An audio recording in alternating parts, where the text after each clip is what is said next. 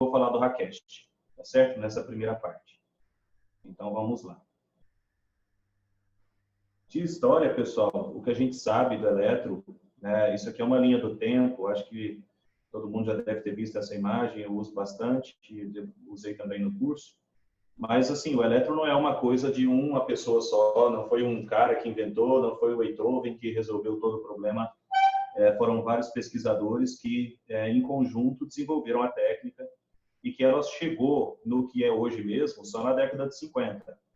Porque nessa parte toda, aqui nesse tempo todo, desde 1901, quando foi descrito pela primeira vez, isso ainda tinha muita coisa de teste, tinha muita coisa que eles ainda faziam de forma ainda bem precária, em animais. Depois foi que o Beethoven foi que desenvolveu ele nele mesmo, demonstrou isso aqui num congresso médico, né? Então, assim, as coisas não foram totalmente feitas de forma contínua. Teve as guerras, então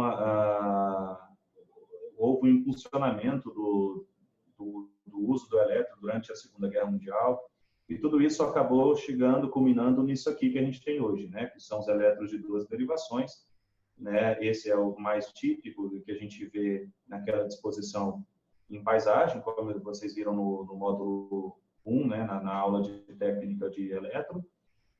Mas para chegar nisso aqui, então, só a partir da década de 50. E até hoje, nós não conseguimos desenvolver nenhuma técnica que consiga fazer esse laudo de forma automática, sem a necessidade da avaliação do cardiologista, e muito menos conseguimos desenvolver um outro método diagnóstico que faça a mesma coisa que o eletro faz, né, principalmente na linha de frente ali da avaliação, por exemplo, das arritmias e dos infartos no pronto-socorro, né?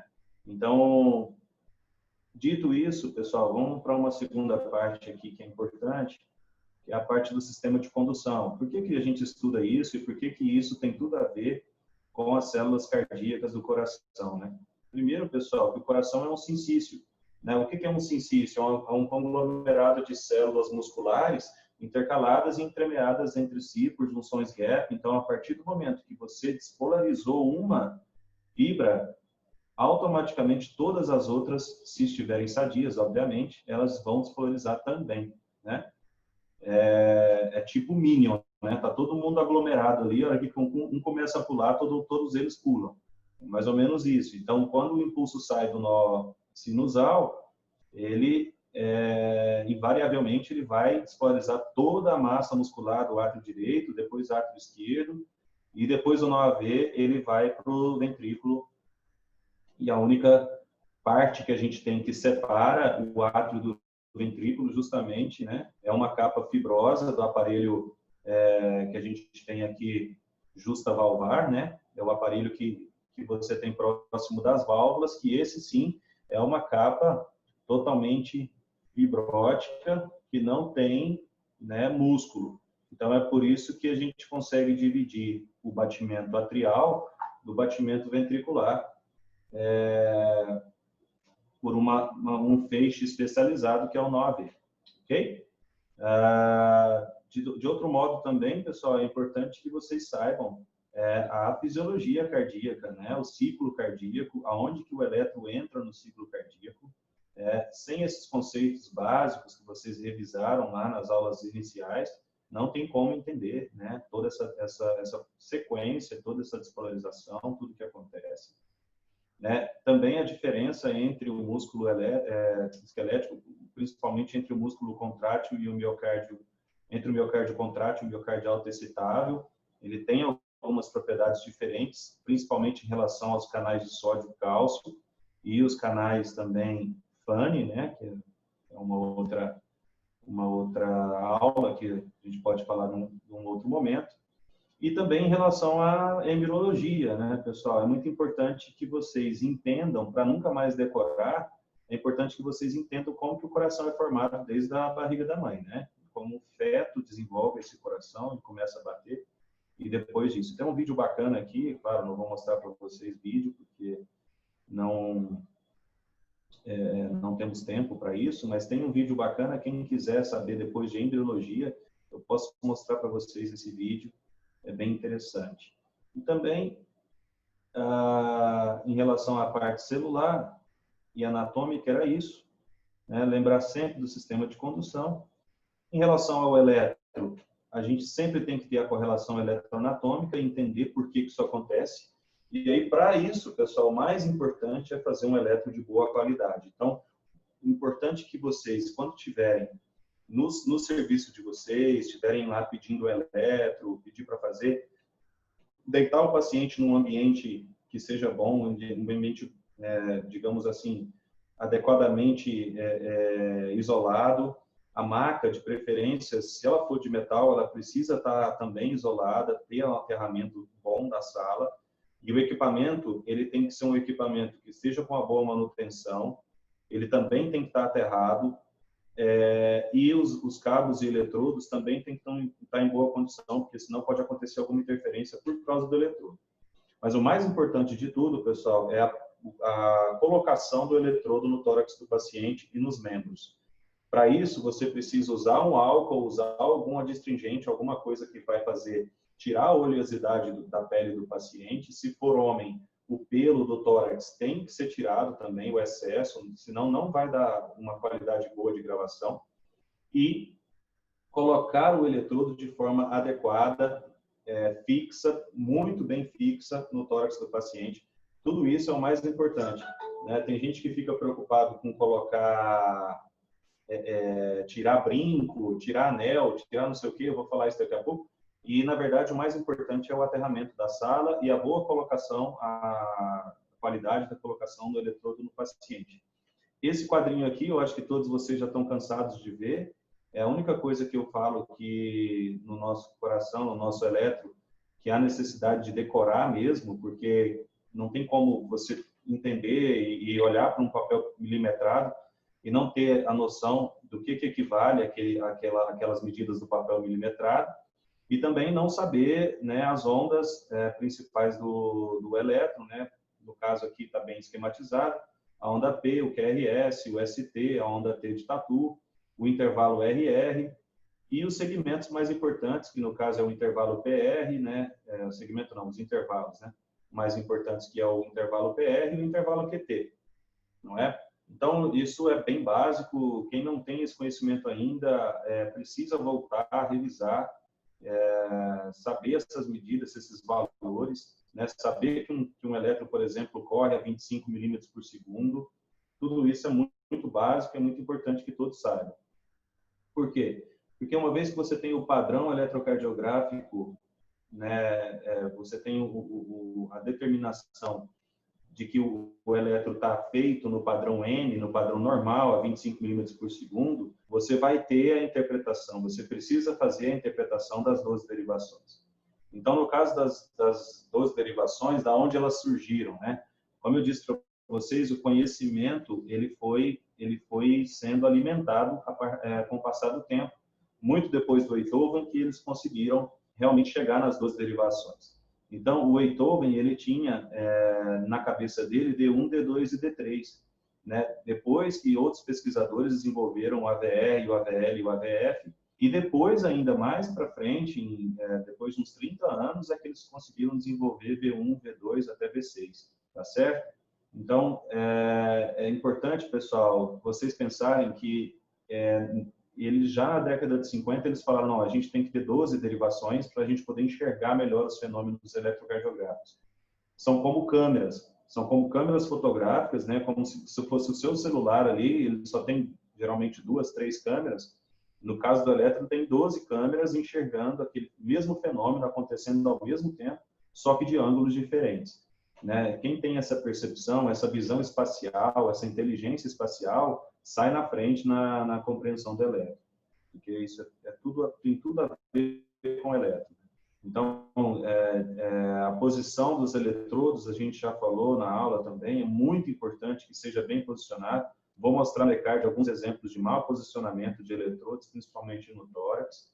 E para a gente ter isso aqui, né, pessoal? 12 derivações bem feitas, uma qualidade adequada, sabendo aqui que à esquerda nós temos o plano frontal, à direita nós temos o plano horizontal, embaixo a gente sempre tem uma derivação longa para a interpretação do ritmo. Nesse caso aqui é um D2 longo.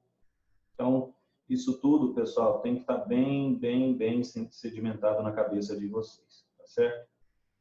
Bom, falado isso, a gente tem isso aqui que é a imagem mais importante dessa primeira parte da aula, né?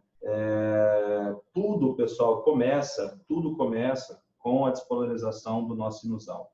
Eu peço licença aqui para os mais experientes, quem já entendeu isso aqui, já sabe, mas isso aqui tem que ser repetido a todo momento, porque tem muita gente que tem dificuldade, justamente porque o impulso elétrico sai do coração, esse fenômeno todo acontece durante o ciclo cardíaco e como que isso se representa no coração. E quando a pessoa entende isso, ela entende praticamente tudo em relação às ondas e os intervalos.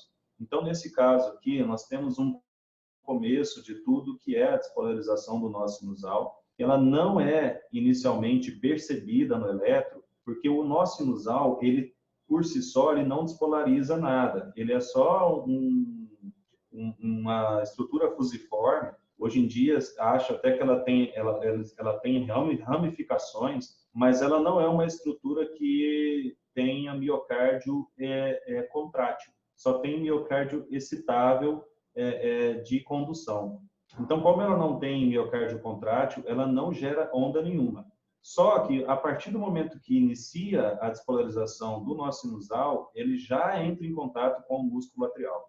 E a partir do momento, como eu disse a vocês, como o músculo é sincicial, é um sincício, a partir do momento que despolariza uma célula, ela vai despolarizar todo o átrio. Então, aí que você tem a formação da fase inicial da onda P.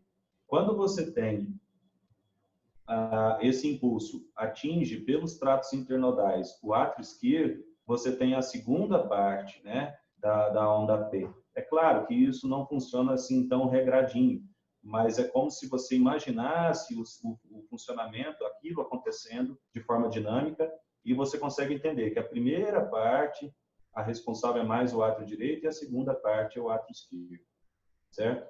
Depois disso, você tem um silêncio muscular. Você não tem músculo contraindo. É justamente nesse momento que o impulso está trafegando pelo sistema de condução.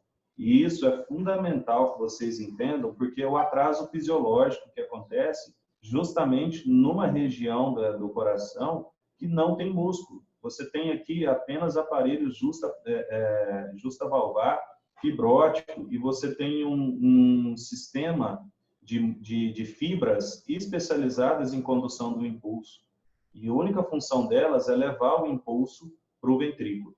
Então, só vai ter QRS, só vai ter o início da despolarização ventricular quando esse impulso atinge as primeiras fibras musculares do septo, né, interventricular. Ou seja, o impulso já percorreu todo o sistema de condução, já atingiu as fibras de Purkinje e agora ele está despolarizando o septo. Aí você tem, dependendo de onde você olha, você tem ou o início da onda R de rato, ou você tem o início da presença da onda Q, a formação da onda Q, ok? E depois disso, você aí sim tem a progressão desse impulso, né? Aí ele começa a despolarizar mais a parte apical dos ventrículos, tanto do ventrículo direito quanto do ventrículo esquerdo. Depois ele realmente despolariza toda a parte já mais ainda de apical e de parede livre, né? Então você tem algum incremento da quantidade de músculo despolarizado e, portanto, você tem aí, nesse momento, o atingimento do pico da onda R ou da onda S, né, dependendo de onde você olha o fenômeno. Depois você tem a repolarização, né, que acontece na mesma direção, mas em sentido contrário, né, e ela acontece depois de um período em que você tem um silêncio de novo muscular, justamente depois que a última fibra muscular do ventrículo é despolarizada e o início da repolarização da primeira fibra. Então, a esse fenômeno a gente dá o nome de segmento ST, certo? E a partir do momento que a primeira célula muscular do ventrículo se repolariza, ela começa, então, a formar a onda T de tatu, que a gente conhece também, que também é positiva, porque apesar do sentido ser diferente, aqui nós estamos falando de repolarização, né? Então, depois, quem quiser, eu posso explicar por que ela é positiva, mas ela segue a mesma polaridade do QRS, né? Porque o epicárdio ele é mais vascularizado do que o endocárdio, portanto, a repolarização do epicárdio ela acontece primeiro do que do endocárdio. E, no final, você tem o coração em repouso novamente, na iminência já do recebimento do impulso subsequente para o coração bater de novo. Né? Então, você tem esse período entre o final da onda T de tatu até o início da próxima onda P, que é o intervalo em que você não tem contração muscular, né? E o coração está em repouso novamente para receber o próximo impulso. Bom, dito isso, pessoal, desculpa, eu demorei um pouco mais nesse slide, justamente para que a gente pudesse fazer essa revisão eletroanatômica, que isso é fundamental no meu ponto de vista. E, por último, agora nós vamos para o Hakesh. O Hakesh, pessoal, é assim, vocês adoram mnemônicos, né? Regras mnemônicas. Eu não sou muito fã, porque eu acho que depois que você decorou a regra mnemônica, depois da quarta, quinta vez que você usa, você nem precisa muito dela. Como é que eu estou de tempo aí? Tudo bem, Andressa? 1 minuto, doutor. Tá, então vamos falar do Hakesh agora, né? Mas vou ser rápido. Então, vocês todos já têm noção do Hakesh, vocês todos já viram o Hakesh nas aulas do módulo 1. E vamos dar uma revisada nele aqui. Pessoal, quando eu falo em Hakesh, eu falo R de ritmo. E R de ritmo é a busca ativa da onda P. Quando a gente fala em eletronormal, e aí se vocês são mestres em eletronormal, vocês conseguem resolver 90% do dia a dia dos médicos e 80% do dia a dia do pronto-socorro, porque 80% dos elétrons são sinusais, né? Então, você vai olhar para a onda P e vai responder uma simples pergunta. A onda P está positiva em D1 e AVF? Se ela estiver positiva em D1 e AVF, pessoal, é porque ela está no primeiro quadrante, é porque ela está nesse quadrante inferior esquerdo. No caso, inferior direito, né, dependendo de onde você olha. Mas ela está aqui no quadrante entre 0 e mais 90, certo? Então, se você tem uma atividade elétrica que está nesse quadrante da onda P, ou seja, se é positiva para cá, se está apontando para cá, pronto. Você já matou a charada, já é ritmo sinusal, você não precisa preocupar com mais nada. Geralmente, a onda P, ela varia, né? O vetor de despolarização dela, o resultante, de 0 até mais 75, ou seja, sempre no primeiro quadrante, sempre nessa posição aqui, entre 0 e mais 90. Né? Então, e é fácil de entender isso, pessoal, quando vocês entendem melhor a posição anatômica do coração. Esqueçam de frente para trás. Quando a gente fala em eixo, a gente tem que olhar só o plano frontal. Então, eu tenho o coração aqui em posição anatômica. Ó. Tá? É um erro os alunos acharem, deixa eu chegar mais para cá, é um erro os alunos acharem que o coração é assim, né, para frente. A ponta dele é para frente. Não, a ponta dele é para o lado. E um pouco até para trás. Mas isso pouco importa agora. Tá? Vejam, aqui ó, é o átrio direito. Aqui é o nó sinusal. Quando o nó sinusal ele despolariza o átrio e vem aqui para o nó atrioventricular, deixa eu abrir aqui para vocês verem. Quando ele vem aqui para o nó atrioventricular, que está bem aqui no meio, e despolariza o ventrículo, tudo isso está acontecendo de cima para baixo e da direita para a esquerda. Sempre. É sempre nesse sentido. E é por isso que o somatório de todas as forças vão resultar, esse somatório vai resultar em um vetor que vai estar sempre da direita para a esquerda e de cima para baixo. Ou seja, ele vai estar apontando para o primeiro quadrante. Então, se a onda P em D1, que é a derivação que está aqui, ó, olhando o fenômeno justamente da direita para a esquerda, se ele é positivo em D1 e é positivo em AVF, que é justamente a câmera que está assistindo o fenômeno de cima para baixo, pronto, eu tenho um ritmo sinusal. Eu não preciso nem saber de D2, não preciso saber de AVF, não preciso saber de D3 e nem de AVR. É redundante. Basta que seja positivo em D1 e D2. E AVF. Se ele for positivo em D1 e negativo em AVF, ainda existe uma situação que pode ser um pouquinho de desvio para a esquerda, mas em relação à onda P, e agora como nós estamos falando só de onda P, ela sempre vai estar no primeiro quadrante se for ritmo sinusal. Às vezes você não consegue enxergar direito a onda P em alguma das derivações que eu falei, ou seja, você não consegue ver a P direito em D1 ou não consegue ver direito em AVF.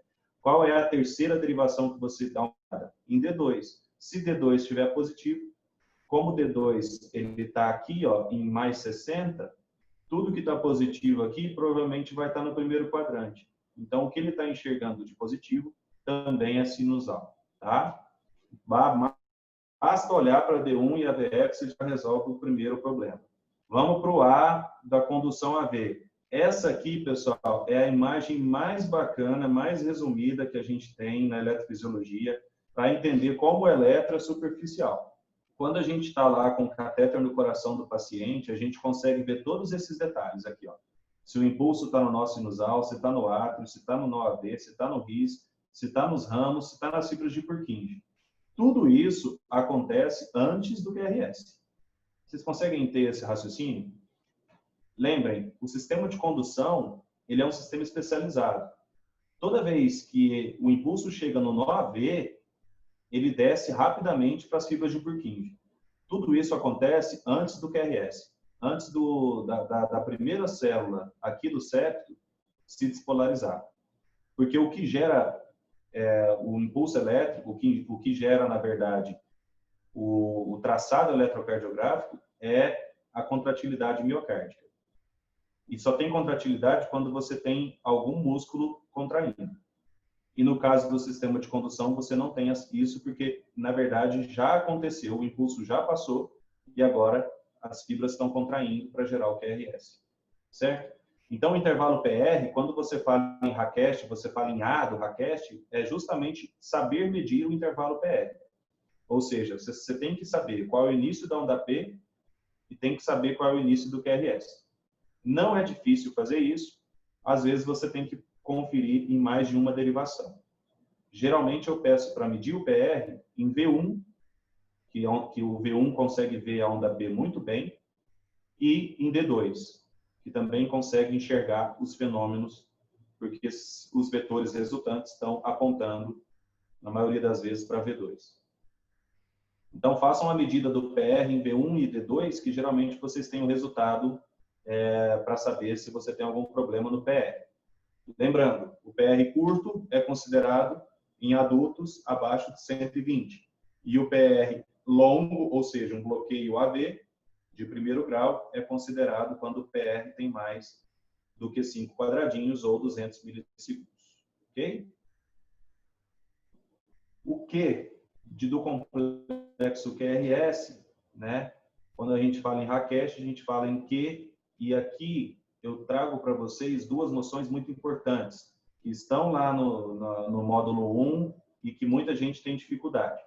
O QRS, pessoal, como você está enxergando o fenômeno de vários ângulos diferentes, o QRS ele também tem uma morfologia diferente, assim como a onda P. A diferença é que a onda P, você só tem duas estruturas que compõem a onda P, que é o átrio direito e o átrio esquerdo. O QRS não. O QRS é mais complexo, e por isso chamado de complexo, porque são várias estruturas musculares pertencentes aos ventrículos que estão despolarizando simultaneamente ou numa questão de milissegundos, né? De diferença entre uma e outra. Então, dependendo de onde você olha, você tem uma dominância maior de certa musculatura em relação à outra. E a isso eles chamam de vetores. né? Então, nesse autor aqui, ele coloca os vetores 1, 2, 3 e 4, né? Para vocês entenderem. Mas essa figura aqui, ó, antes de falar disso, é muito importante. Porque tem muito aluno que me pergunta, Heraldo, mas QRS não são 3 ondas? Então, depende de onde você está olhando. Tem QRS que é um R puro, por exemplo, essa primeira exemplo aqui. E tem QRS que são trifásicos, por exemplo, esse Rzinho S e R'. São problemas? São doenças? Não, mas são formas diferentes de enxergar o mesmo fenômeno, né? Se você tem uma onda negativa, por exemplo, no começo aqui, é porque esse impulso ele fugiu do eletrodo, né? Ele fugiu daquela câmera que está filmando o fenômeno, depois ele voltou. Então, quando ele vai e volta, ele gera um negativo positivo, certo? Se ele estiver só fugindo do observador, a onda vai ficar negativa, totalmente negativa, como no caso desse QS aqui. E se ele estiver indo em direção ao observador, pode acontecer de ter um R puro. Ou, na maioria das vezes, o que acontece é você ter um positivo negativo, no caso aqui, como esse exemplo, um Rzão Szinho ou um Rzinho Szão. São as principais formas mais comuns, certo? E aqui, ó, quando a gente volta para os vetores, aqui não é para ver eixo cardíaco, pessoal, mas é só para vocês entenderem por que o R ele progride, né, de V1 até V6. Por que a gente tem essa progressão da onda R tão importante? Por quê? Porque a maior parte da massa muscular, o vetor 3, que é o resultante mais importante, que despolariza mais músculo, ele está apontando da direita para a esquerda e de frente para trás. Então, V5 e V6, que são eletrodos que são posicionados bem lateralmente ao epicárdio, aqui, ao pré-córdio, né, são as estruturas que enxergam a onda R mais positiva. Geralmente, V4 e V5 enxerga muito positivo, V6 já não enxerga tão positivo assim. Mas, em relação a V1, é uma ascendente, é uma distribuição de onda R ascendente. Ela começa pequenininha em V1 e ela vai aumentando, justamente por conta dessa despolarização aqui, que é outro conceito muito importante que vocês não podem deixar de saber. E, quando também a gente fala em Rakest, a gente fala do eixo cardíaco. O eixo cardíaco é um tormento, é um pesadelo para vocês que estão aprendendo elétrica, mas na minha cabeça é super tranquilo, uma vez que você entende que o eixo, que você tem que saber do eixo é o plano amarelo que está aqui, ó. Esquece esse plano verde aqui embaixo e pense só no plano amarelo, que é o plano frontal. Quando você só pensa no plano frontal, fica fácil de você perceber que, vejam, se você faz uma somatória desses 4 vetores, com certeza o eixo vai estar apontando para o primeiro quadrante, né? Os autores aceitam você ter um eixo elétrico do coração entre menos 30 e mais 90, e alguns até mais 120. Mas entre menos 30 e mais 90 é praticamente o primeiro quadrante todo. Ou seja, se está positivo o QRS em D1 e está positivo em AVF, vale a mesma regra que eu tinha falado para a onda P. Se está positivo em D1 e AVF, acabou o problema. Ah, não sei, parece que em D1 está meio esquisito. Olhe em D2 para conferir. Se D2 estiver positivo, não tem desvio de eixo. O coração do paciente está normal. O eixo não é tão importante como todo mundo acha, como todo mundo fica perdendo tempo. Gasta, às vezes, horas e horas no entendimento do eixo elétrico, mas ele não é tão importante para a identificação das principais alterações, tá bom? Mas é importante que você saiba que o eixo está desviado e tal, se for questionado em prova e alguma coisa assim. Já estou terminando, Andressa. O ST, então, é o último do Rakest, né, que é justamente vocês aprenderem, pessoal, a passar a linha de base do elétron. Para quem ainda não tem o olho treinado, né, como a maioria de vocês, é muito importante que vocês passem a linha no segmento TP, né, que é justamente aqui que vai do T até a P. Passe isso também no intervalo PR, que geralmente é isoelétrico, e faça isso, às vezes, com uma régua ou mesmo com qualquer outro dispositivo que, se você consiga traçar, de fato, uma linha reta aqui. Para que isso?